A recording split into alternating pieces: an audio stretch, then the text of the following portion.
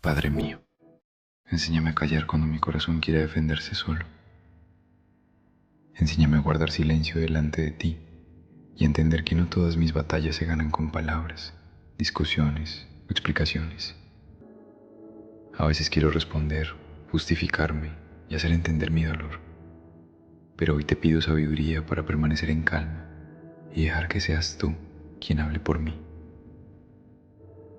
Dios, quita de mí la ansiedad de reaccionar a todo. Dame un espíritu humilde, paciente y lleno de paz. Que cuando me ataquen, recuerde que tú eres mi defensor. Que cuando nadie me comprenda, pueda descansar en que tú conoces mi verdad. Enséñame que el silencio también es fe, que esperar en ti también es confianza, y que muchas veces tú peleas las guerras de aquellos que aprenden a quedarse quietos delante de tu presencia. Amén.